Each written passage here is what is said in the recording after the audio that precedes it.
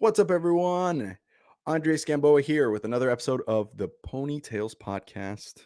This is a podcast where we interview people from Southwestern Advantage who did the program for 4 summers. If you don't even know what the heck that means, there's a company that recruits college kids every summer to sell books door to door to help families with homework, and they go all over the country. These kids come from different universities across the United States and Europe, and they come here and start selling these books for 80 hours a week on straight commission, sometimes without even a place to live set up yet. And they do it through their entire 12-week summer, all the way through. They make pretty good money, get a ton of experience. Some have really good experience with it, some have not so good experience with it. But now we're 205 episodes in where we have talked to these people out in the wild and see what they're doing. Some just recently left the book field. Some have left for 40 years. And since the company's been around since like 1868, you can imagine there's a ton of different wild stories and experiences that have happened from that. So we have those people on here. We interview them and ask them what their experience was like. And it's been a wild ride, the whole 205 episodes, no different than our guest today. So with me, Shane Weathers is here, and I am excited for this one. We actually just chatted like 2 weeks ago to kind of catch up and try to see if we could book this episode. And man, I'm always getting excited for people who get to be on the show because it's something new to learn every day. So hopefully you guys learn a lot, take some notes. There's so many different industries that you can learn from, and we're about to find out what Shane is up to today. He sold for 6 summers from 2008 to 2013 and was part of the Eagle Blitz organization. He went to Texas State, originally from Kerrville, Texas. If you want to get a hold of him, you can find him just Shane Weathers, like the weather, on LinkedIn. And his favorite scroll is "I will persist until I succeed," which, again, man, what a crowd favorite, but that's the one that just really, just clings onto your heart for sure. So when I come back, we'll be on with Shane.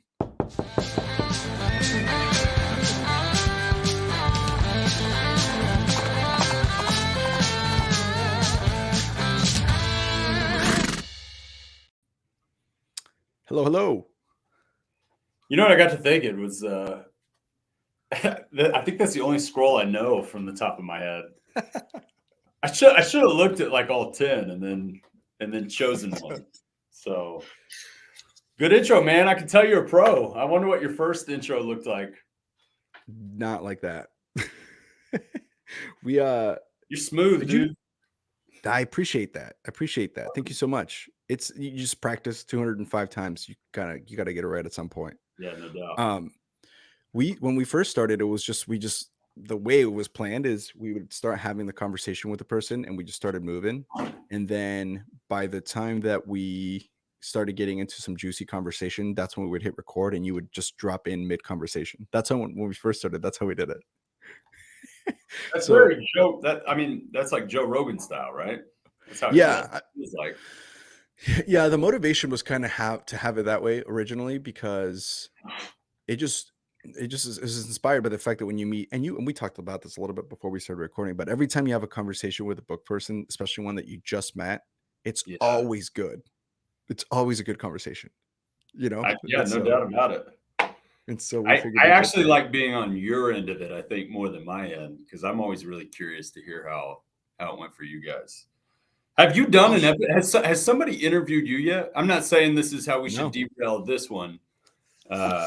I don't like talking about myself, which anybody that knows me is going to laugh at that. I was looking at your website a couple minutes, 30 minutes ago, and I've got so many questions. Yeah, ask away. We could talk about also. I mean, it's our show. Whatever you want to do. Yeah, so the Bizzler thing. You guys do you do your own. Like, is there a way I can qualify for that where you pay for me to stay in like a mid-grade hotel in Mexico somewhere and like give me a wristband that I can drink crappy shots of tequila in like plastic cups? Yeah, I'm thinking we might have to rebrand. So, but great question. So, so the vibe we're going more with Bizzler is more like the GRG or more of an adult Sizzler experience. So we're staying at a much nicer resort than the low tier level ones that you get for Sizzler. Yeah, you know what I'm saying? It's not like that one. Like it's not the glorified La Quinta in Punta Cana or something like that. It's actually like the Hilton Rose Hall recently renovated multi-million-dollar project in Montego Bay in Jamaica. Yeah, it's nice. You're saying it's a step above the Holiday Inn in Costa Rica that they crammed us like 3 to a room in a 2-bedroom. A step above. It's like going from PC to Mort, right? We're jumping. We're jumping some levels there. But it's gonna be. I mean, last year we did it, and it was in the Valentin in Cancun, and that was like the nicest resort I'd ever stayed in. Like they took a golf cart, they would drive you around the whole resort whenever you needed to get to like from your room to the restaurant. I had never experienced that before, where you could just like taxi everywhere. So, how many people go to that, and how many years have you been doing it? So this is gonna be our second year. We just started. So you've done one.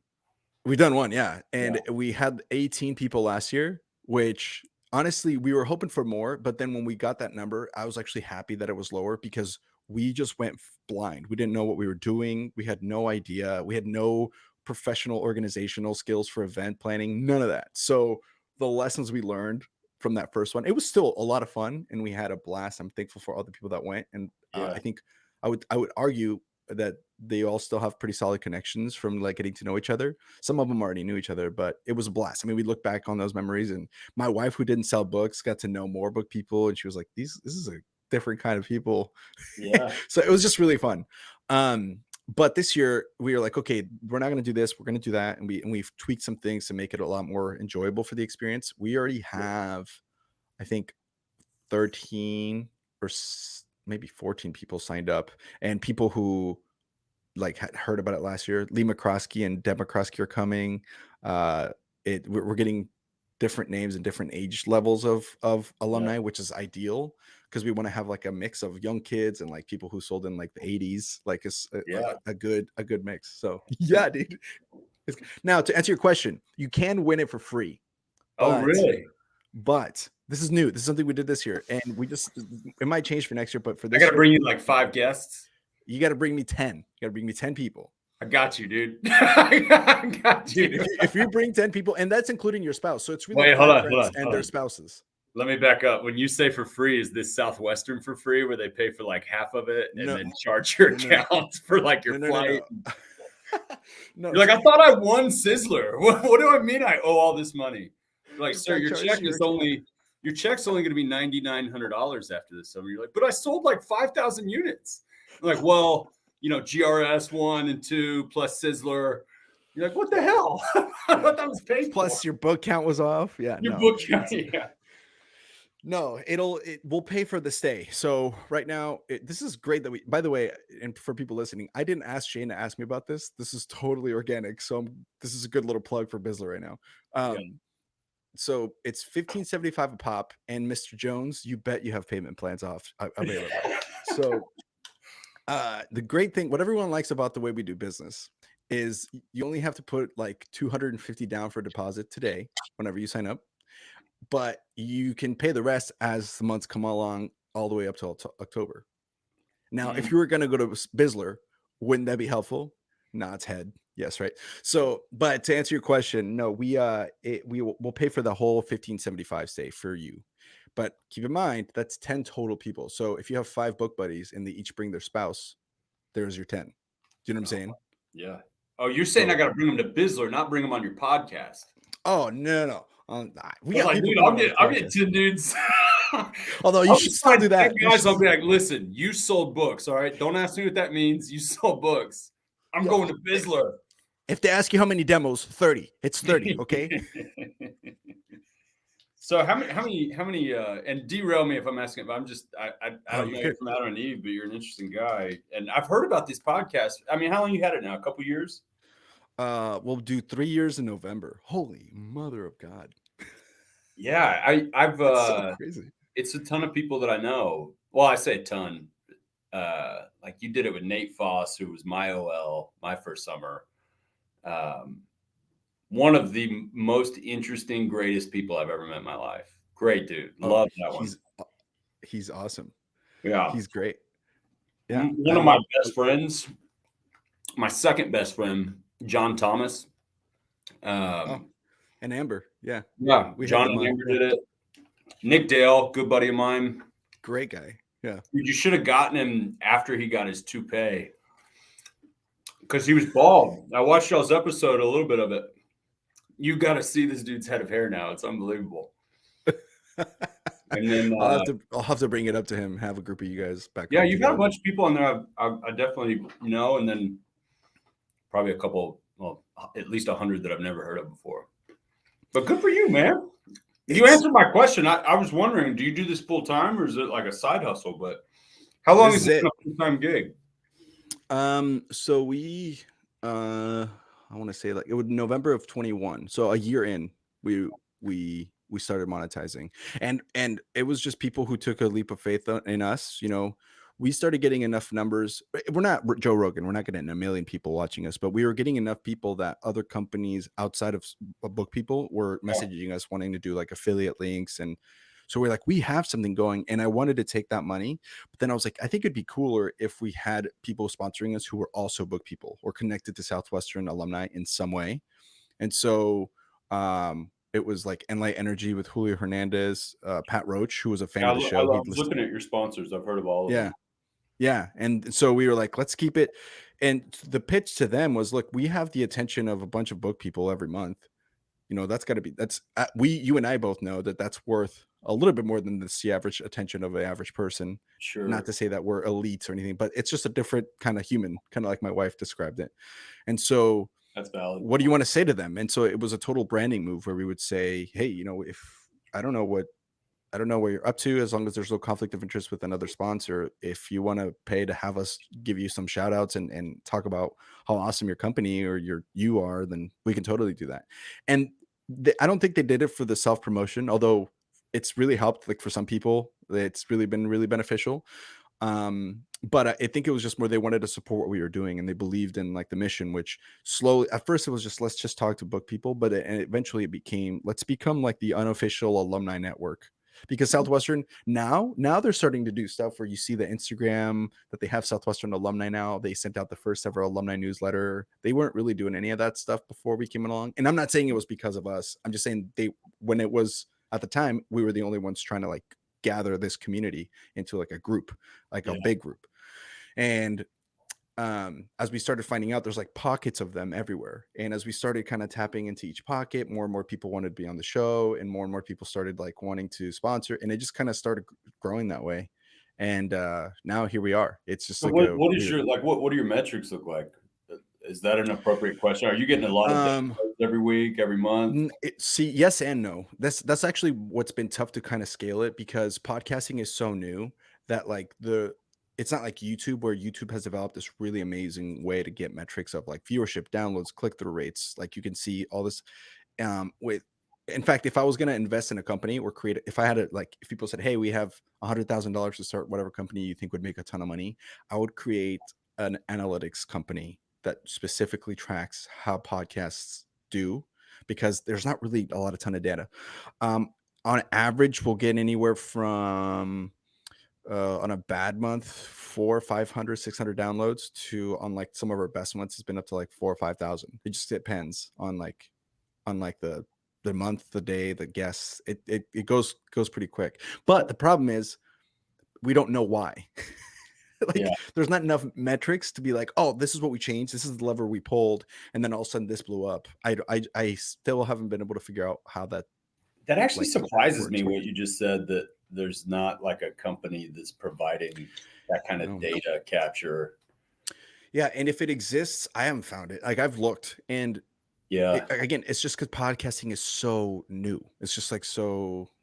I mean, relatively, I would say podcasting is where YouTube was like in 2010, where at that time it was out and you were just using it to like look up that thing, that the video of the finger, Charlie bit my finger thing, or you know, okay, go on treadmills, or you know, whatever, right? Sure. Nobody really knew that it was going to turn into this massive search engine video company that like essentially put cable out of business. Well, I feel like the video aspect of podcasting's a relatively new addition, right? Like just the last year or two. Yep. Yeah. And it's hard for long format podcasts. It's kind of hard to be on YouTube, just because if people listen to for half an hour and then drop off, that kills you in your in your analytics, in your like algorithm. So most people, I would say 95% of the people that listen to this listen to it on Apple Podcasts or Spotify. Most of it's audio. But what we are doing is we're turning like YouTube into like our little sort, like our funnel. So essentially we'll take clips from episodes that are really good. Like someone comes on and talks about, like we had Patrick Dichter on here and he was talking about how to acquire businesses. And he went on like a 20-minute like advanced sales of acquiring businesses. And I'm like, this is gold for anybody. I mean, not even book people. This is just gold for any entrepreneur. And so I'm like, if we clip this and then just post it, eventually I think from enough consistency of just that 20-minute clip, it'll start leading not only to more views for us as a whole, but for like a bigger, wider audience than just book people, but still, you know. Patrick's a good guy and he's smart. He's super smart. He's got what so many of us wish we had, which was like intelligence. Like he's like, you know. Yeah. And you could tell when he talks because like you just know that he knows what he's doing. And even if he doesn't know what he's doing, he's very confident. He's very convicted in his method. And so it's like, all right, you sold me. It's just conviction, you know? So but yeah, thanks. These are great questions. I've never been asked this on the show. Can I ask you one? I know I'm just totally interviewing you and it's not your format, but like you obviously sold books, right? Yeah, I did 4 and you summers. said we overlapped. How many summers did you sell? Like who were the OLs that you worked with? I was under, well, let's see. I sold in my first summer was 2012. My DSMs were Grant Greeter and Yvette Keister? Yeah. Legend. She was always she was like the hot DSM for all of us young. There's like a few of them, and like all the first, second year guys were like, so like, what's up with that chick? Yeah, because she never aged. She like still looks like she's 28, you know? Yeah. And like, and you would think, oh, is she on like her second year? And you're like, no, bro, she's legendary. Like that's awesome, you'd have people from other orgs that were like, oh, you vet's your sales manager, and you're like, hey, chill. No, we had Wade Floyd. Have you met Wade Floyd? I've been wanting to get him on the show a lot. Yeah, by all accounts. Have you interviewed him yet? Dude, we've reached out several times and it's like not the right time or like he's just busy, but we've tried. So Wade, if you're listening, dude, get on here, bro. Yeah, Wade, come on, man. Give the people what they want, Wade. I don't bite, dude. I don't bite that hard, or at least not before 9 p.m. Surely you've been told of like the Mayer brothers, like Marcel. Yep, Marcel, John Paul. I know those two. I've met Kareem, but I probably wouldn't recognize him, and he probably wouldn't recognize me if we bumped into each other in the streets. But I know his two brothers, and they're like legendary dudes.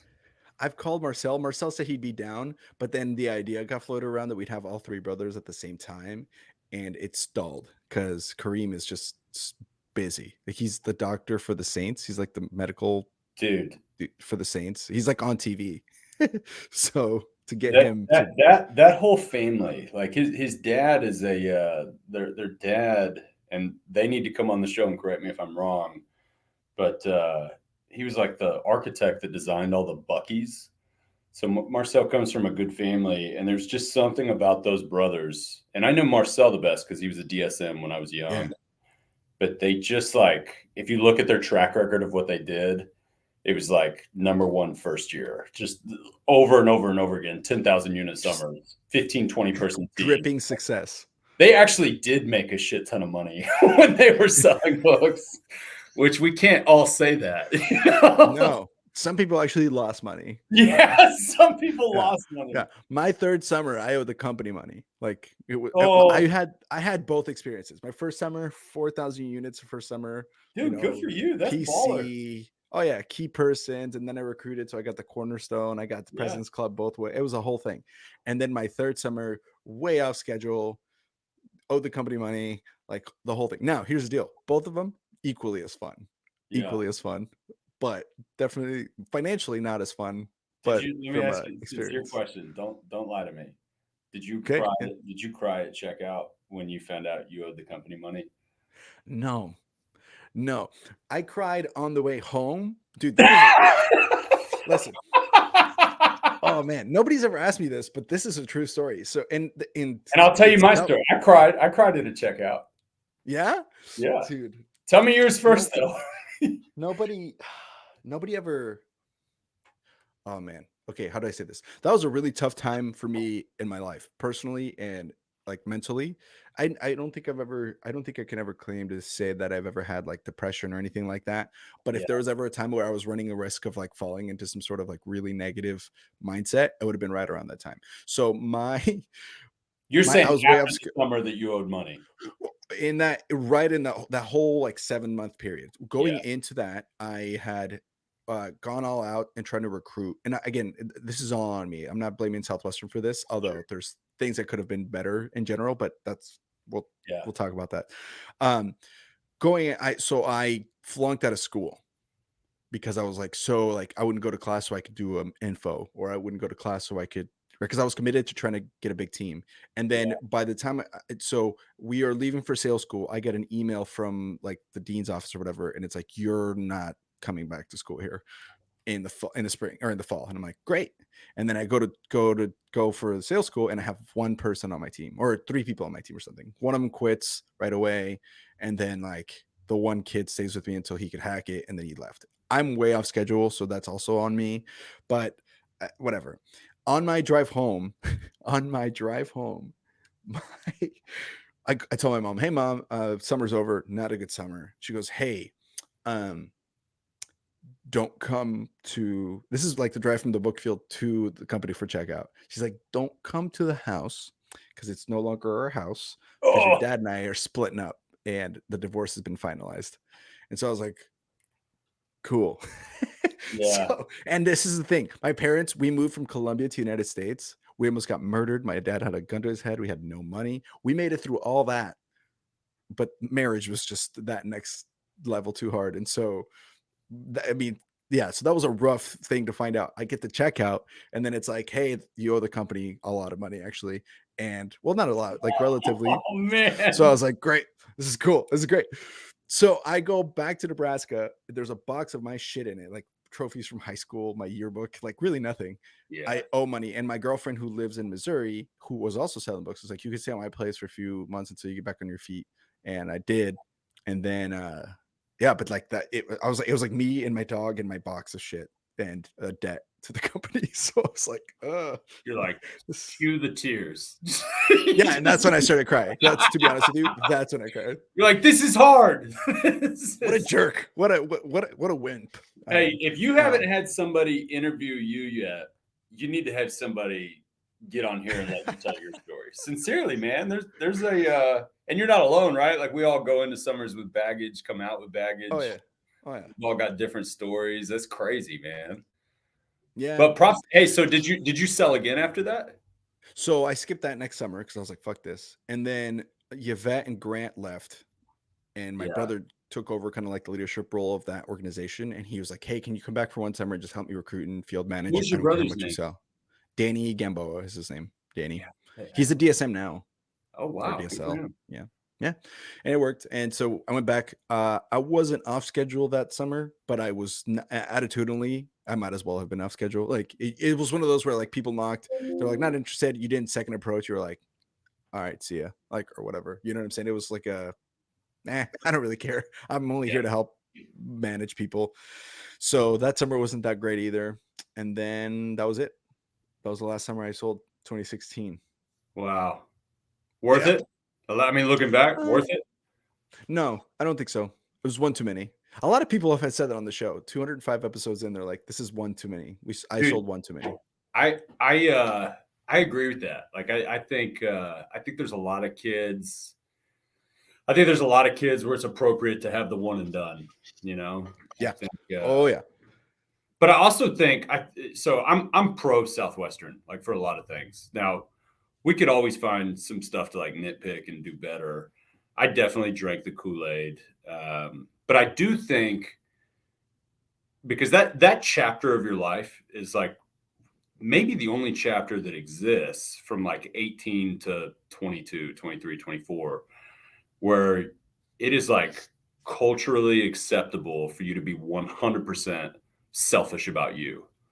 And Yeah. Southwestern is a program where, yeah, they teach you the sales stuff, But if you treat it like an internship, I really do think that you can not only learn the sales at a high level, you get to learn how to manage, you get to learn how to coach and recruit. I think that that's important, the recruiting, the managing, the selling. And then I think there's a select few people that really learn some leadership stuff.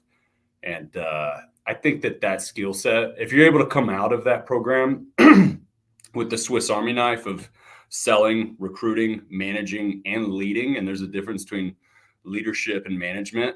And I think it's awesome to fall on your face as a manager like I did.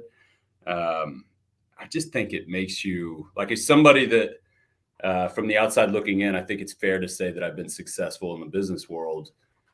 Each one of those little facets I've had to rely on at different stages of my career. So I do think it's worth it. But like my brother sold, he's about to graduate college. He sold one summer, tons of potential. You know, he's a top first year, but he only did it because his older brother did it.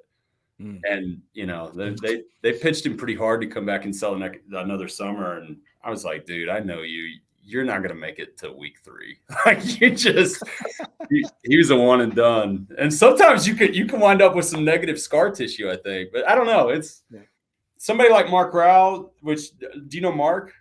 Yeah. Phenomenal guy. You know, at the stage of my life that I was in Southwestern, I would say that he was very much a father figure for me, just based on how my life had unfolded up until I got in Southwestern. And you got to give it to that guy. Like, he is so convicted that the best thing that you could do for 12 weeks is sell books. And I do think that there's a lot of truth to that. I'll tell you a story. I remember I came to him. It was I just finished my 5th summer. So going into my last one. And I thought for sure, like, out of all of the excuses not to sell a 6th summer, mine was valid. I was like, hey, Mark. And it was at the bar in GRS in Nashville, the little piano bar. And I think I was like all teary eyed because I just found out that my girlfriend was pregnant. And I was like, you know, for a 22-year-old, 21, 22-year-old, like that's like the cardinal sin, right? Like, you're just, don't get your girlfriend pregnant before you get married because of how much it can derail your life. And I was like, I think I was just like weeping to him. And I was like, dude, and he did not miss a beat. He looked me deep into my soul and was like, just move her up there, get an efficiency. Like, the best thing that you could do this summer is sell books.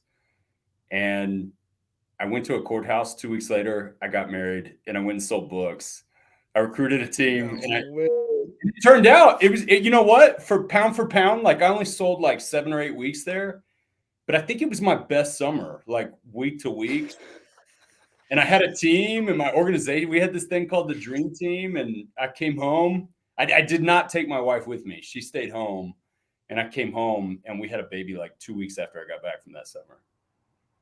Now, the good part of the story, a child did not derail my life like I thought it would. Turned out to be the greatest thing that ever happened to me. She's about to turn 10 in August. And me and my wife just celebrated our 10-year anniversary. So, you know, you were saying earlier, all of the stuff that your parents went through, and like marriage was the thing that was difficult. I think marriage is maybe the hardest thing for someone. Like, I think it is the biggest challenge in a man's life. I really do. Yeah. And you got to do marriage. You can't let marriage do you. And I mean, my first 5 years of marriage, I've got a lot of advice for anybody that struggles in the marriage category, because I sucked at it. I still suck at it so bad. Well, and that's the thing with marriage. Well, I have so many questions for you, but I've been married for a year and 2 months now. And congratulations. Thank you. But honestly, I see why it's hard. It's hard. It's hard, man. And it reminds me of, Will Metscher and I were talking about this, where he talks about when people's like, oh, I have 20 years of experience in this. And it's like, do you have 20 years of experience in this, or do you have 1 year of experience 20 times over? Yeah. And that's what I think of in marriage, where it's like, that's powerful. When people, it's like, you've been married for 10 years. It sounds like you have 10 years of experience in marriage because you've actually grown into it and you've had that mentality. Whereas people are like, we've been married for 20 years. And it's like, dude, you've been married for 1 year and it's been a miserable year for 20 years. Like, that's not how it's supposed to work. It's work. It is work. And you're not good at it. I think that's people misunderstand that because you're new. You're a rookie. I'm a Mhm. rookie at being married, where I guess I'm in year 2 now, right? So I'm a, sophomore of marriage, but I still it's like being a B contract. You just a first year with a little more experience, Yeah. like it's not that. So I think I embraced that actually. And I told my wife, I'm like, I'm a terrible husband. She goes, don't say that. I'm like, no, I am. It's okay because I'm new to it. I've never been a husband before.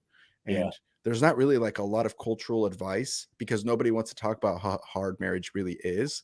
And you look and you see in everyone's marriage seems perfect, but inside, oh no, they're going through tough stuff as well. It's just not, but it's not about the hard stuff. It's about how you learn and grow from it Yeah. and then get better at it. That's why when you see couples that are married for 40 years and they're like this like really good symbiotic relationship and you're like, that took work to get to Dude, that it takes for work, sure. man. Because the hardest part for me with marriage, and I think Southwestern played into it, right? Like I would say, I think it's fair to say I had a successful Southwestern career. Yeah. But to be successful at it, and you experienced this from recruiting. I mean, look what it did to that semester that you were recruiting. Like you have to be all in Southwestern. Like when you're selling Yeah. books, if you're gonna like perform at a high level, you're like it's not normal like how focused you are on the book field. And then imagine being like, did you go? Did you were you ever an OL? No, AOL, but yeah, but I know what I mean. Okay, It's so you get hard. it, right? It's You're hard. not Yeah, just yeah. selling. You're on No, the phone with you're people. managing You're running Sunday all meetings. year. It is. Yeah. I cannot believe that I did the hours that we do during that program. But the Yeah. reason I say all that is I got out of Southwestern and I was married and had a kid. And I'd spent 6 years kind of building up this resume. And the reason you do Southwestern, the reason that I was drawn to it is they told me if you do this, you're going to have opportunities in life that other people don't have. Yeah. And so I was ready to light the world on fire, but I did not ever plan on doing that with a wife and a child. And so my autonomy to be able to do what had made me successful in Southwestern, shut everything out, 100% focused, go crush it. Like that was not a good recipe for like a balanced marriage with a baby. that No. was that No. was so hard. Well, and so on that topic, on now that we're talking about marriage, it's like there's two things that I think I feel really confident in. One, my wife is someone who I can trust to be committed all the way through, right? Yeah. Like that's, I mean, and like every couple, we've had disagreements on things, and we've had to like sacrifice or give up. It's all part of being in a relationship, in a marriage, Yeah. right? And in my head though, there's something really comforting in knowing that deep down she's not a quitter. You know what I mean? Like that's never going to be the risk. That's the boundary, regardless of how Yeah. much we disagree on something, which is huge because she knows that I'm committed in that same way, and that helps a ton, right? But that level of commitment is the kind of level of commitment that you need for anything. Like for this show, there's been times, man, where I'm like, is this anybody ever actually listening? Do people even care about this show? Like we've had some amazing humans, and I want to kind of throw it all away and go, I should just go get a sales job and make $250,000 or something. But Yeah. then I go, no, I got to commit to it and it'll eventually work out. I know it will. Same thing with selling books. It's like it's a 12-week gig. Back to your point, it's the best thing you can do in your college summers. I've always said, from a standpoint of an internship, it's the best internship in America. I'm fully convinced of that. Fully I convinced. 100% agree. Career, best career? No, not at all. No, I Because disagree. of Disagree. the thing, yeah. Yeah. Because of the thing you just said, which is, and we've talked about this a few times on the show, where it's like, if you look at the hours that you put in, especially as a full timer, when you're trying to like really lead an org, you're working from January, probably earlier, but January for sure, from GRS through the fall, like through September. Yeah. And so, and then you put so many hours through that time that even if you made $150,000 in that 9 months, it's For sure. still very low For for what sure. you should get paid, for Yeah. sure. Like there's so much other stuff that you could do. And if you put those 9 months of effort in at like an insurance job or a real estate job, or like really Oh my gosh, I anything. make $500,000 a year. It's bananas. And so that's when it's like, as a career, not the best. Actually, Yeah, very low, actually, as a career. From an internship standpoint of going out, learning the things you need to learn, I mean, there's no doubt you'd come back from the summer and you'd meet up with your friends from like class or the dorm or your fraternity. I was never in a fraternity, but my friends. And I'd be like, I can noticeably see the change in my mentality between yeah, these people and the people that I was hanging out with all summer. The idea of like breaking belief barriers and being the best version of yourself and working on yourself and pushing each other to do more, and that is so huge for an 18 to 23-year-old to be yeah, surrounded by. It's totally. so good, even if it's a Kool-Aid thing, even if it's kind of cultish, which It is. Southwestern isn't a cult, but it puts a cult in culture. It Yeah. for sure puts, like, it's not a cult, but it's, Yeah, I mean, you could see it from there, right? And so but it's like in my head, I'm like, everything's a cult. Fan bases for sports teams and working for Google, that's a cult, right? But if it's yeah. the kind of cult where it's like, hey, here we're pushing you to learn, be better, and grow, great. That's a good net. It's a net positive. There's a lot of negatives, and we can talk about those, but net solid, You know solid what thing that though? you can do. That's one thing Southwestern does really good, right? Is they promote the sweat equity. They promote the Yeah. personal growth. And if you're somebody like me, like, dude, I ate that up. And you're exactly right. There was like a tangible difference. Every year I was growing, and it didn't matter how much that I made. I led a co-led with a guy named Mike Winans, my first best friend. We led a 50-person sales organization as That's OL. wild. That's crazy. But I didn't get paid off of that. I just did Yeah. like twice as much work for it. I full-time recruited. I recruited we had 7 or 8 managers. I'm the one closing all their kids in that deal. I'm the one holding the OL man, and my wife, who I met in college, I met her on a blind date. We dated for 3 summers, and I remember her telling me that my last 2 summers, because it's so funny, man. You're walking around campus in a 3-piece suit, but Yeah. you've got like $17 in your checking account. It's just like Yes. you're like broke in the spring. Well, Yeah. no, I take that Yeah. back because I would get an advance. Shout Yeah. out to Wade Floyd for sending a couple $1,000s to get me The through the advance. final. It, But be careful, be wary of advances, because that's how you end up owing money.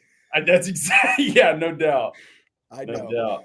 But my wife would always be like, you've got this skill set, Shane. And she was one of the first to say, like, you should be doing a different job. Like, why are you doing this? And the reality is I loved it, man. I loved watching Yeah. kids grow.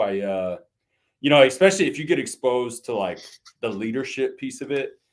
And I've always said that, well, I haven't always said it. I've said it because somebody told it to me, but leadership is when somebody sees something in you that they don't have and they want it. And so as a result, they're going to follow you. And I had some kids that looked up to me as leaders. I mean, there's probably 15, 20, 30 kids that like I was their leader. And there was a huge value piece of that in my life that was really, really hard to walk away from. That was tough. Yeah. And I can see why people spend probably too long, because that part of their life becomes so important, and it is important, but you should be able to take that skill set and monetize it. And kind of get the ROI from a financial standpoint if it's important to you, which is very important to me. And I just felt like there was a ceiling on that with Southwestern. Yeah. You know what they should have done? All right. Here's my diss. If I have one bad thing to say about Southwestern, is take it as a grain of salt. But I mean, we led a top 10 team in the world, or top 10 campus in the world at Texas State. Like, that was a big deal out of all the universities. But how much of that did the leaders get paid off of? And I think that they could Yeah. really keep some great leaders around if they pay them like a percentage off when you got 50 kids out there slinging books and you're a direct influence on why that's taking place. I would have probably stayed around longer if there was a little bit more financial incentive outside of just my personal team and my personal sales. Yeah. And well, they try to structure it now. You get like org pay and a percentage, and there's like a sliding scale. And if they try to do that, but it's still not enough. Yeah, it's just like a It's just not discount off enough. your own books. It's just Yeah. Yeah. you know, It's not a lot. The thing is that the problem with it is, as a business model, it's not, and I actually was having a conversation about this with someone off the air, but it's There's 2 ways to run a company, or there's 3 ways, I think, but it's kind of like the Goldilocks effect. One is you're so completely focused on the customer, so the customer experience, and this is companies like Apple and Amazon have this, where it's like, how do we make it more convenient for our customers, right? People are paying for this. You get deliveries in 2 days if you order something, or you get this really amazing product that's an iPhone and all this stuff. It's really consumer based and focused, which is great. The problem is it fucks up the people that you have working for you, right? So you get all Yeah. these like cobalt miners in the Congo who are like slaving away for pennies on the dollar, right? So you get this like really, the supply chain is like not focused, so then it suffers that way. On the other hand, you got a couple of like Southwestern who they don't care about the customer at all. If we're really like, there was never like any talk about like, we're gonna make these products better for Mrs. Jones, we're gonna make Mrs. Jones's experience better. It was never any of that focus. Never. Yeah. It was always how you were gonna counter whatever Mrs. Jones said. It was like a chess game against Mrs. Jones. She was the challenge instead of like the Yeah. right.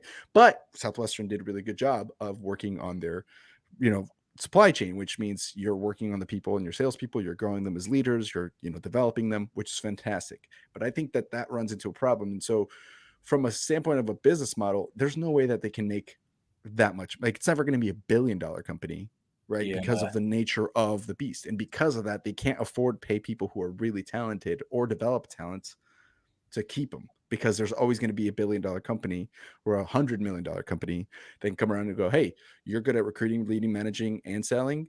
We'll pay you $250,000 starting plus commission, all the benefits. Here's the Bentley. We'll move your wife and your kids wherever you need us to. When can you start? Yeah. And how do you say no to that? Because your priorities change. You're 18, you're working on yourself, right? You're 22, wife and kid. It's not about you anymore. Right. I got to go. I can't stay selling books for 12 weeks. Are you Yeah. kidding me? It's Well, and changes. a lot of the sister companies are like that too. Yeah. I interviewed with one of them afterwards, because I'm trying to figure out like, all right, what do I do with my life now? I got to provide. And I'll never forget. They were like, well, no, there's not like a salary, but if you believe in yourself, and I'm like, look, I get it, right? Like I believe in myself, but I got a freaking kid that I got to feed now. Yeah. And I got a wife It's not that's the a same. stay-at-home mom raising the kid. Like I bet on myself for the past 6 years. Like help me. Yeah. And you won. And I won, right? Yeah, but you didn't win enough. You know what I'm saying? I didn't win. Yeah, that's exactly right. And you bet a lot, but you won. Yeah. You maxed out what you could win with, but the max is still not like, and especially with the way like the world is changing now, where it's like, I live in Portland, right? So to live here, it's so expensive. And I could always move, but it's like, no, because then it's the quality of life here is great too. So it's like, Sure. you have to pay enough for that. But yeah, it's hard. It's hard to. Here's the, I think ultimately the thing I've always said is, again, best internship, and everybody that we've had on the air that's completed at least one summer and sold, they had various qualms or qualms against Southwestern. Some people are still drinking the Kool-Aid 20 years later. Some people are very anti Kool-Aid, but nobody is mad at their salesman or at the person that recruited them, at the person that called them to come. Not at all. Nobody. Everybody has been like, at least, even like we've had some pretty negative people on here towards Southwestern, which is fine. It's their experience. But even they were like, I'm still glad I did it. Dude, I shouldn't have done it or whatever. I work with 3 book guys, and one of which is my best friend. We met our first summer. We went all the way through the process together. We co-OL. We ran that 50-person organization, and we talk about it at least once every couple of months. Yeah. That we're like, we would not be as good as we are today without the training that we got during that program. You just wouldn't be. Yeah. And I'm in sales. Yeah. This is my entire salary. Yeah. I'm self-employed, but like the way I feed my dogs is because I sold books, literally, and because you sold books. That's really it. Yeah. 100%, man. It's crazy. Yeah, dude, I use this stuff every day, and I'm in. I know you were going to ask me, but so I'm in sales today. I'm in the insurance business. I work for I work for an oil and gas insurance agency out of Midland, Texas. And so Midland is far west. They call it Midland because it's between Dallas and El Paso. But we're out in the desert, and Midland sits on top of one of the largest oil fields on the planet. It's called the Permian Basin. So my agency specializes in selling business insurance like workers' comp, general liability, to protect the equipment, to protect the people, to oil field service contractors. And so there's about 25 insurance agents at our agency. 4 of us sold books. And when these new guys that like came from selling roofs or Federated Insurance, when they come and they'll follow us, and they just see us like do something really simple, like in the cycle, like when I talk about the cycle of sales, like something simple, like, well, what about pre-approach? Like, when does their insurance renew? What's the carrier they're with? They're like, oh, that's good. Like or somebody will give me an objection. I schedule time every Thursday and I pound the phones when I'm not out to like be out in the field. I've built my book of business from selling insurance door to door, like walking in places, and people are always so amazed at when someone gives me an objection, and I'm like, yeah, I know how you feel. A lot of people feel the same way, but what we found, like I'll found them, or I'll just use some like objection, and you should see these guys like minds explode. Like they're like, where did you learn that? That's exactly right. They're like, you're a ninja. You're like, where'd you learn that? Day 2 of my first summer sales school, I think. Like, yeah, that's exactly right. Somebody will like say no, and you drop a name of somebody that they know that you're doing business with, and you completely turn them around, and they're like, how'd you do that? And I'm like, oh, you just use a name as somebody that they know, and it builds instant credibility. So yeah, that's it's beautiful. Is that different than what Shane? Yeah, it is different than what Mitchell Steffen does, right? Mitchell Steffen does insurance for like the workers insurance, right? Yeah, so Mitchell's exactly what I am. He just works for we're a little bit more niche. Like we only cater to the oil field service contractor. Mitchell has the ability to do the same thing, but he can also write insurance. He's still doing business insurance, but he's multi-industry. We're very niche midstream oil and gas. I see. And that's probably high payouts because that's expensive equipment to run. Dude, it's so I'm a middleman, right? Like I'm a broker, so I sit between the customer and the actual insurance companies. And I'll tell you, the insurance world, like, and I'm going through all my renewals this year, especially for these oil field guys. It's like it's one of their, if not their largest operational expense. I mean, somebody with 50 employees, that has $2.5 million a year in payroll. These guys are paying like $400,000 to $600,000 a year in insurance. Damn. It's unbelievable. We've got customers that pay millions of dollars a year in insurance, and the insurance marketplace is it's a constantly hardening market for the type of risks that we write insurance for. It's tough, and partly because anybody that's got a company name on the edge of their truck, we live in a different day and time. So 15 years ago, if there was like a little fender bender, that would be like a $10,000, $15,000 claim, $20,000 claim. Now everybody goes and gets an attorney.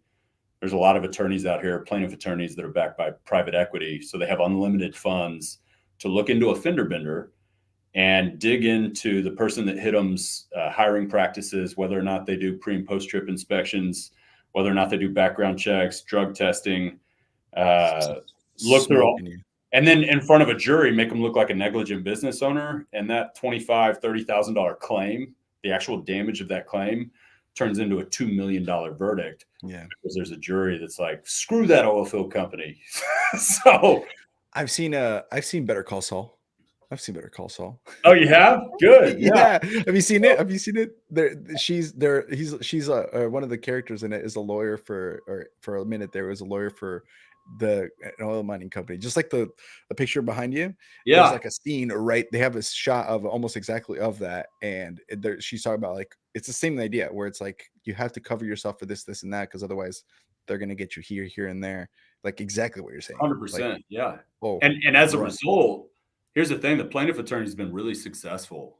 And there's billboards all over West Texas that say like $80 million payout, just enticing your average civilian to call them if there's any sort of issue.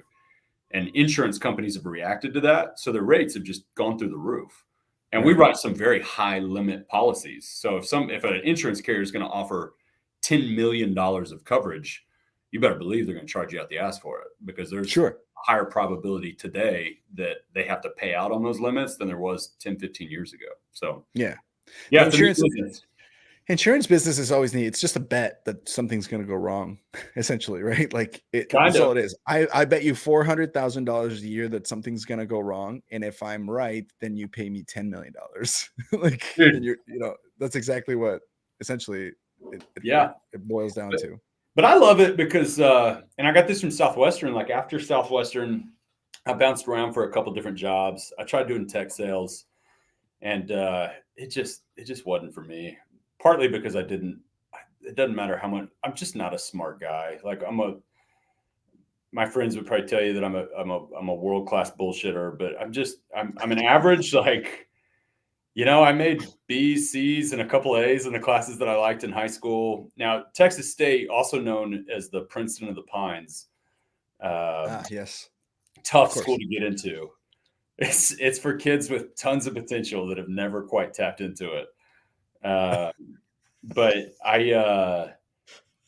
so why am I sharing this? Oh, tech sales. Yeah. I'm just not smart. Like I didn't understand the technology. And so it was hard to sell a product that I didn't understand.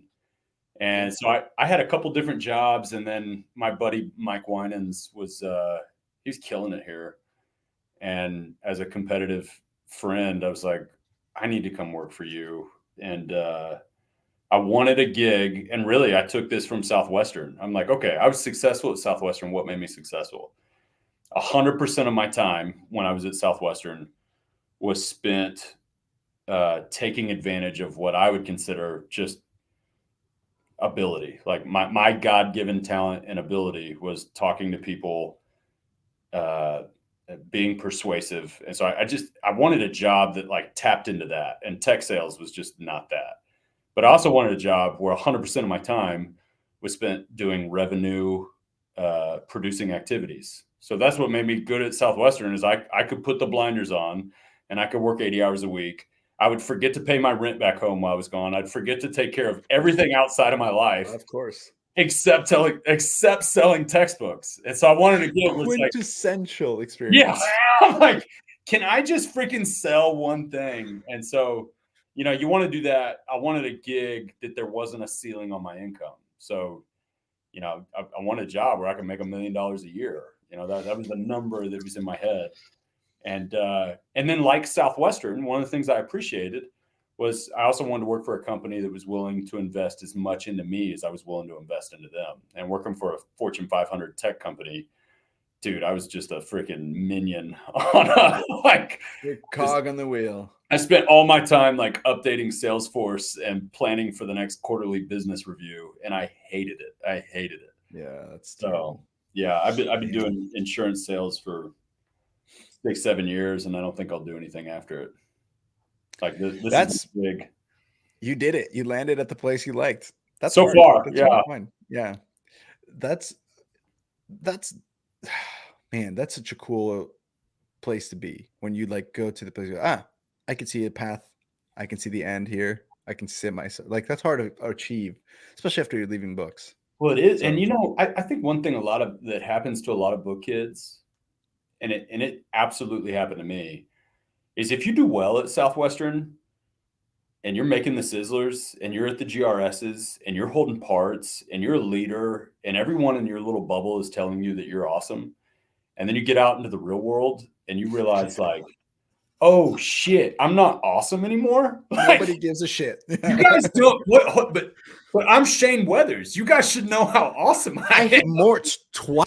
Yeah, man, I wonder how many book kids get out of college, because I mean, there was probably a 4 or 5 year of bouncing between a couple different tech jobs where I was discouraged, man. Like I was seeking I'm a words of affirmation guy, so I was seeking the affirmation from my profession that I was great, because that's all I had when I was in Southwestern was people telling me like, dude, you are above average. You're awesome. They tell you that before you even sell books. Like if you do this, you'll be above average. You're so awesome that we're gonna put your face on this little pamphlet that only everyone else that sells books gets to see. Yeah, that's right. You're so fucking awesome. That's right. And I should say I was never my first summer, I had a first summer similar to yours. I sold a bunch of books, and then I sold for 5 more after that, and I never did more than like 2,000 units more than my first summer. I could just never like break through, man. Yeah, there's those people that were like freaks where they're like, I sold 2,000 units my first summer and then 17,000 my next summer. And you're like, what? Like, you know, Yeah. like did you ever know Matt Atchison? Or like Yeah. Dave Rosen or people like that? Yeah, We've had them for both on the sure. show. And it's like, those are people where you're like, you're just different, dude. You're just like, I don't Yeah. even know. Like, yeah. They just have better territories, dude. That's right. And it does matter. I honestly, I Hey, hated it when people would be like, territory doesn't matter. No, yes, it does. 100%. if Mark Rao listens to this, he's going to turn it off right now. But Good. Sorry, Mark. territory mattered, man. Like 100%. because really simply, I saw all my summers were in like populated country areas. Yeah. But they were populations of like 50, 60,000 people. So if you're, and I had the ability to sign up principals and coaches and all the power names. But if your graduating class has 250 kids in it versus, big 5A high school that has, my power names would only go so long. I probably averaged 2 to 3 counties a summer. So I was starting over multiple times within a summer. And it's always frustrating. Yeah. I mean, I should say this. Territory doesn't matter if you know how to work every kind of territory. Sure. So like, which is something that you don't get to learn. My first summer, I was in boonies, low income sticks. But houses were like a mile apart and they all knew each other from down the road, which is great. But that's a different pitch than when I was selling in North Andover, Massachusetts, where the average household was $2.5 million. And like they all went to prep schools that were $50,000 a year each. And you're like, and like you would sit down with Billy, and it wasn't Billy, it was Maxwell. And Maxwell, you're like, hey, how you doing in school? And they're like, all A's. And you're like, this is not the same as Billy from upstate New York, who was barely getting through, through algebra. How much did you just hope that when you asked the kid, "Do you like math?" that his answer was no? Like, yeah, hardcore. Please tell me you suck at math. Please, because boy, do I got something for you if you suck at math. Now, but here's the deal. I did well in school, so when I got the smart kids, I was able to like figure out how to pitch to them. Yeah, but that's what I mean. Like I learned how to pitch to them. But if I had no idea, I was gonna suffer in that territory. So territory. Yeah. Look, here's how you know territory matters, because we've asked people, and we have a quick rapid fire section in this segment in this show, which we're actually approaching because we're how are we doing on time, by the way? We have about 15 minutes, so we're all right. But we have a segment where we ask, what's your favorite kind of turf to sell in? And everybody says country. Yeah, that's my answer. Like country. Some people say big brick, but it's like populated country. And I like the big brick. Yeah, big brick. If you could get like middle to mid-high country, that's like and by populated, like every house is a quarter mile or less within each other. Yeah, that's ideal. And you know what I liked about big brick? I think it was Mark Rao that said this. Like, don't be afraid to go knock on the big brick stuff, because in the real world, those are the people that you're going to be selling to. So learn how to sell to those people now. Yeah, and that was they're understanding that $1,000 for those people isn't a lot. Yeah, is a big deal for sure. Yeah, gosh, this is great. I love my job. I love your job. I love your job. Last question before we move on to the rapid fire and a ponytailer here. Are you planning on expanding to other states? Your company, like, there's like a lot of like oil mining in like North Dakota, Oklahoma, parts of California. Do you guys? What's the North Star for you guys? It's to capture as big a piece of the market share as we possibly can. Right now, we've got about 120 employees. We have offices in Oklahoma City, Hobbs, New Mexico, Midland, Texas, Austin, South Texas. But we're primarily geographically in the Permian and Delaware Basin. Now, what you just mentioned, like North Dakota, that's the Bakken Basin. We've got a handful of clients up there.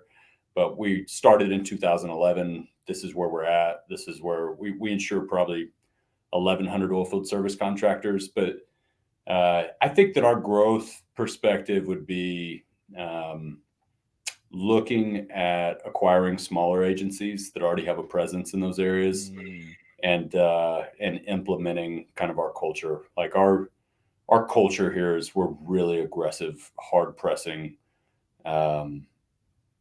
educated oil and gas specialists. And there's just not a lot of agencies that we're the largest oilfield agency in the state of Texas, privately owned.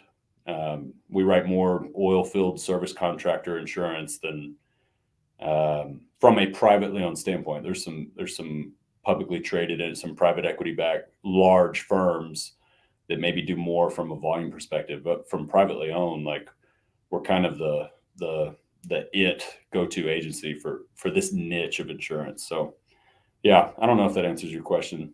Yeah, no, that's cool. I just didn't know like because in my head I'm thinking like if there's a book kid listening and they want to like come work for you, but they don't live in Texas, how would that work? You know, Yeah, what if they were... yeah, it'd be really simple. You'd need to move to Texas. It's a good state. it's a good state. Fair enough. Yeah, fair enough. That's awesome, dude. That's so cool. That it's hard to find, the thing that you want to do for a while. That's what I've learned. Yeah, And I'm blessed, man. it's I'm great that super you're there. grateful. Super grateful. Love where I'm at. That's awesome. All right, so time for rapid fire. But before we get into that, if you guys want to get a hold of Shane and you want to ask him some questions, maybe you live in Texas and you're like, hey, how do I come work for you? I want to do insurance, like whatever. You can find him on LinkedIn. Make sure you guys go to Shane Weathers on LinkedIn. Send him a message, especially if you sold books. I'm assuming that's not a bad option. Yeah, or something like that. We're always looking for. Or maybe you have a soccer team that you just want to have some jerseys printed out for, and they want to sponsor. I don't know. Are you saying that because somebody told you that I coach the Kixie Chicks, and it's like one of my largest passions in life? No, wait. I coach my oldest daughter's soccer team. It's the Kixie Chicks, and I've never been more passionate about anything in my life. And in 3 seasons, we've won 2 games. You're a little Ted Lasso. Dude, I am. I really am. And I've really had to learn. I've had to learn as a coach, man, like the difference between like destroying a 9-year-old girl's self-esteem and being motivational. Like I have just, man, it is. I wish somebody should do a documentary on like 10-year-old girl soccer in Midland, Texas. It is the most cutthroat sport organization that exists. Like these parents, it's just unbelievable how intense these soccer games get. There's teams that have $15,000 tripod cameras that follow the kid with the ball that has an anklet on there, and it'll like follow them. And then those teams will watch film during the week to prepare for the next week. It's cutthroat. They're like already that intense. Well, and soccer is just taking off in the country, so it's starting to become like an actual it. Yeah, I believe it. Anyways. It's like an actual thing, dude. I'm glad you little Ted Lasso. We got a very own Ted. I need you to come up with a yellow poster that says "Believe" on it, and have your. You're talking earlier. Leadership is people seeing something that in you that they want for themselves. And they see something in you that they don't have, and they want it. Yeah. Yeah, but how do 9-year-olds? 9-year-olds aren't going, I want to do some insurance in oil mining. No, but you know what? I think the good coaches though create a culture, just like the good OLs and the good recruiters created a culture. So Southwestern's not for everybody, but if you were a recruiter that made it kind of cool and built a little fraternity with some badass people in it, they'd want to stick. And I've done that with these Kixie Chicks, man. There's kids that should not be on a soccer field that keep coming back to play soccer because the culture that we've created there. So it's cool. That's great. Maybe we can. Maybe the Ponytails podcast can sponsor Kixie Chicks. Let's go. Sketch just ponytails on a jersey or something. Yeah, I will. I'll let you know when we order the next set of jerseys. Sincerely. That's the best, man. Oh, all right. Let's do rapid fire questions, and then we'll wrap up with the ponytail. So, let me pull these up. But the first thing I wanted to ask you, let's see. Here we go. I got it pulled up here. All right. Favorite territory, not kind of territory. We already talked about that, but like of your summers that you sold, what was your favorite turf? Like Yeah, it was Paris, Tennessee, man. Paris. They have one too. Do they have an Eiffel Tower? I think of Uh, us. don't remember, but it was We Paris, had Tennessee. It's like we had someone 70,000 else. people. Everyone made money. I signed up a principal day one. It was the best summer I had. It was amazing. What a good. That's a power name. Yeah. Favorite advanced sales. Oh man, that's a good one.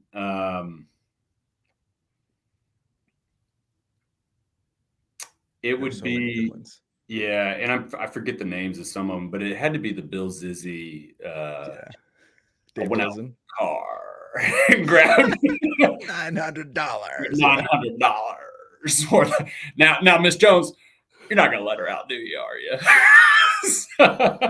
It's the most quotable Dude, advanced this sales. place looks So like good. Salvador Dali out here. Yeah. Okay, hands down, easily best advanced sales. Yeah. I read Dave Dean's I want to what is it? Read Dave Dean's Now's Your Time to Win twice. It's so good. We had Dave Rosen on here a couple times now. Oh, Dave's a that's stud. cool. Yeah. To rest in peace, Bill Zizzy, though. I mean, he would have been an awesome guest on the show, but rest in peace. Favorite HQ. Oh, that would have to be Paris, Tennessee. My roommates well. were badass. We all had good summers. Yeah, easy. Paris, Tennessee. Love it. Best sales day. From a unit perspective, It can't. I just asked this openly. Sometimes it's in units. All right, Sometimes Paris, it's Tennessee. I had the magic number that summer. I forget what it was, but it was somewhere between 300 and 400 units in a day. boo. With somebody behind me, which was gangster. That person's like, what the fuck? Yeah. Deal. Favorite breakfast spot. God, dude, I can't answer. They were all great, and they were all full of just laughing till we were about to cry. But probably Paris, Tennessee, and it's because those roommates were badass. Yeah, dude. When you have good HQ, shout out to Sawyer Reed. Shout out to Sawyer Reed and Mike Shank for making that my best summer ever. That was awesome. You know what we should do is since we kind of came short on time here, we should get those two guys on with you and do like a. Oh, that'd be great. I'd love to if they'd be willing. Yeah, let them know. And then the last one is, I'm assuming this is going to be that best sales day, but best follow day, whether that when you were following or someone was following you, that you were like, that was such a fun day. You know, the first one that comes to mind would probably be a fifth summer where I zeroed. My first time to ever zero, and I had a kid behind me, and he had his best day ever the next day. I would say it was both. When I followed a manager my first summer and he sucked, and I realized like, oh, you don't have to crush it every day and you can still have a good summer. And then that kid needed to see me do it because I was having a great summer, and I went and freaking zeroed in front of him. Yeah, that was probably the best follow day. And then I would have to say following Nate Foss, but we're out of time. Like, you laugh so hard you want to puke. Like, he was so funny. He's unbelievable leader, just a walking stand-up comedian. He was just unbelievable. He was unbelievable. Nate Foss is great, dude. We need to have him back too. You know what? We need to have you and Nate and like Nick Dale or something. Like just all y'all Texas guys. You need to get my buddy Mike Winans, who we were at the hip attached during that whole. We called it the Dream Team. That was our organization, the Southwestern Dream Team. Yeah, you need to get that going. I'm down. Oh man, that's the rapid fire questions. And now let's just do a quick. I mean, we got some time.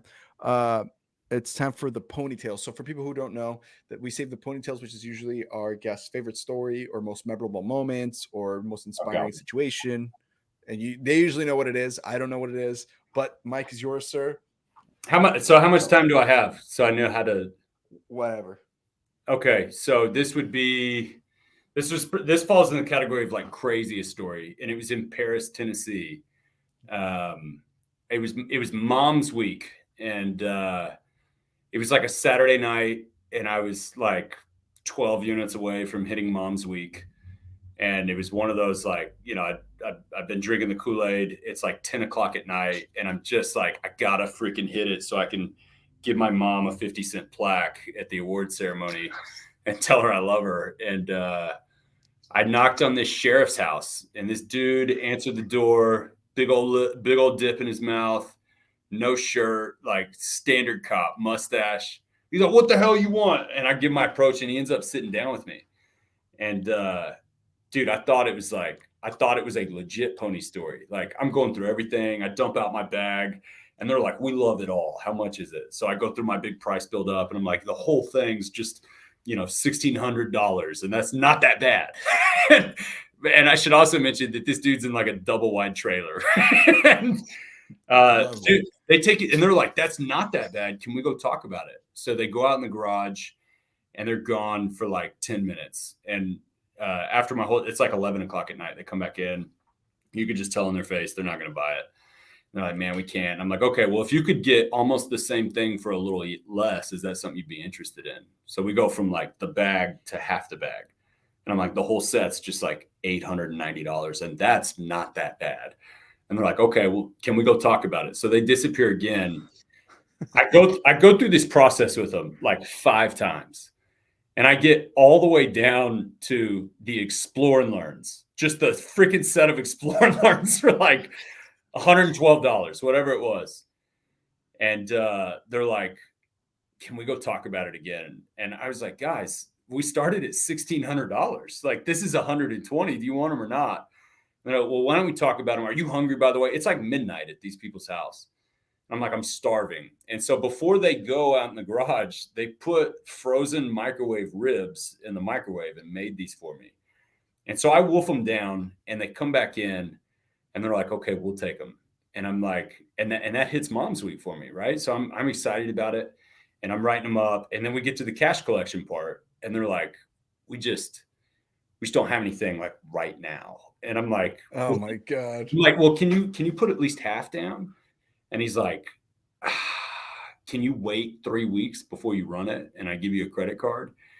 And as we're going through this process, the ribs that they microwaved for me, like, jacked me up in the stomach. And I was about to shit my pants. And I was like, "I tell you what, you do down whatever you can do. Can you fill this out for me? I have to use your bathroom. Is that okay?" And they go, "Yeah, well, the guest bathroom's broke, so you need to use our bathroom in the master."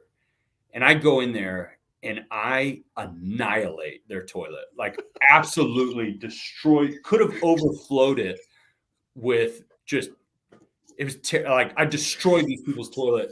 And then Ribs and peanut butter jelly sandwiches. and then I go to flush, and it doesn't flush. and I'm like, "Oh shit." So I go back out there, and mind you, when I go back out there, I'm a little frustrated with these people because they've wasted my time. And then this jackass doesn't have enough money to put down half. And he's like, "I can do $10 if you'll run it in 3 weeks." And so I'm having the decision of like, can I count these units strong? Am I going to miss Mom's week? Do I have integrity? And I'm like, "Okay, well, I'll run it in 3 weeks."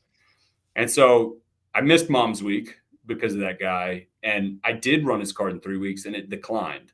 And then I ran it like every day at the breakfast spot for like the next month, and it declined every single day for $10. So I kind of forgot about these people. It's the end of the summer, and I'm in my big brick area, and this is like 2 months later, or how it had been a while. Down with the superintendent of the school system, and he's got a straight A kid, and I'm showing all 6 of these big black books, and I'm having a monster day. And before that, it's funny, I had sold to a teacher that gave me a referral to go to another teacher. And when I knocked on her door, this little punk kid answered the door and was like, "Who are you? And how do you know this lady's name?" And, I probably popped off to him, and I'm like, I don't know what I said, but I went next door, turned out to be the superintendent. So I'm sitting down with the superintendent at their dining room table, and they're so into it, dude. They're buyers. And out of nowhere, there's this bam, bam, bam, bam, like pounding on the door. And I kind of lean back my chair, and I look to see, and it's this crazy looking lady that is just screaming at the top of her lungs. Oh, I'm like, "I think she's here for y'all." And so they go and open the door, and she comes in, and she's looking straight at me. Never met her a day in my life. She's like, "You motherfucker." And she's cussing at me. She comes and tackles me in their dining room. And I get up to run away. She rips my shirt. and she's swinging at me like she's trying to punch me. And I'm like, oh my God, like what is happening? And so we end up getting dragged outside. I bear hug her and I lift her and I take her and I put her outside. And the police get called.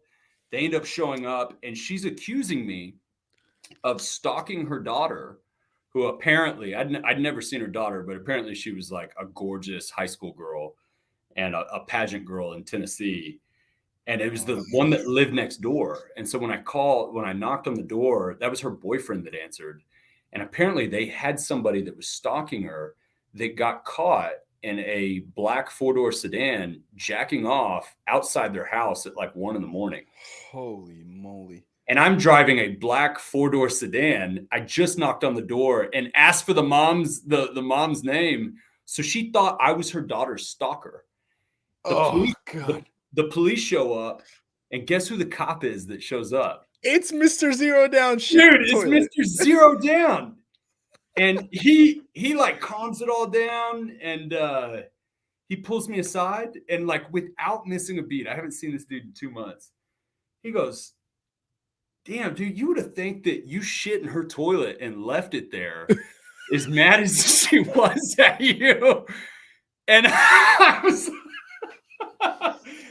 and it all hit me, and I just had this moment of like supreme wittiness, and I was like, yeah, or ran her credit card 37 times for 37 days in a row and had it decline for $10. And we both just died laughing, and he ended up like calming down the situation, and I ended up sitting back down with that family, and they bought all those books after that whole fiasco. But that was by far. Which family? The shit family, the mom, or the superintendent? The superintendent still sat down with me. Yeah. Wow. And it turned out that lady was she was like terminally ill. She had become like an alcoholic, and so she was wasted when she showed up at the house and attacked me. But just the fact that cop was like, God, you would have think that you shit in her toilet and left it. That's epic. That's epic. So anyways, that would be the crazy book story I've ever had. That was a great book story. That's gold. First of all, okay, it was a mixture of a poop story with like and then they bought story with like a bad PR turned into good PR story. Yeah. It had all the hits. You rung all the bells on the way to this ponytail. And I think I just ended up giving him those explore and learns. I just gave him. I'm like, you know what? Here you go, dude. Whatever. Here you go, man. Here you go. So late night. Let's go. Week order. Too bad you don't love your mom more or whatever. This has been cool, man. This has been badass. I appreciate you having me on. This was cool. I'm glad you were on. Oh man. I just love it when they would tell you, sorry, you just made me think of Mom's Week. And they're like, if you don't hit this, you don't like your mom. And you're like, Jesus, like, there's so much pressure to hit Mom's Week that you're like. I mean, it's like 4 of my 6 summers I did not love my mom. And they even painted for you. Oh, you're gonna have to sit there at the awards banquet looking at your mom, telling her why. I will say though, I always felt like Mom's Week always fell after the week that I had just crushed it. Yeah, because it was Dad's Week and then Mom's Week. So you get Dad's Week. Yeah, hits you in the dad feels and you crush it. I always hit both. That was the one thing I did do all 4 summers is I always hit both. Yeah. I had a 600 unit week for Dad's Week and I was like, shit. And then I had 700 unit week for Mom's Week my first summer. And I was like, those are the weeks like, because it's for mom and dad, mama, papa. Yeah, that's awesome, man. But hey, no, for sure, man. I'm glad that you said that you had a blast. It's so fun. I get to do this, and I'm blessed to be able to do this. But it's because of people who come on and have a conversation with me. So thanks for giving me some of your time. I really do appreciate it. Yeah, you're welcome, man. This is a blast. Oh man, we'll wrap this one up here. Guys, thank you so much for joining. Hope you guys enjoyed this. This is our season 8, episode 23. Next episode, we have a conversation with Dave Blanchard. He's an honorary guest. Did not sell books, but he is the CEO of the Augmendino Leadership Institute, and he is awesome. Love for you guys to hear that episode. It's gonna be a blast. Thank you guys for catching it. Make sure you guys follow us, subscribe, support us by following and liking all the things, listening through all our ads, yada yada yada. Make sure you guys catch up with our newsletter on our website. It's called The Cult. Everything here is horse themed. And that one's The Cult for obvious reasons. So on that note, we'll catch you guys later. My name's Andres Gamboa, and I have been with Shane Weathers. Peace out, everyone.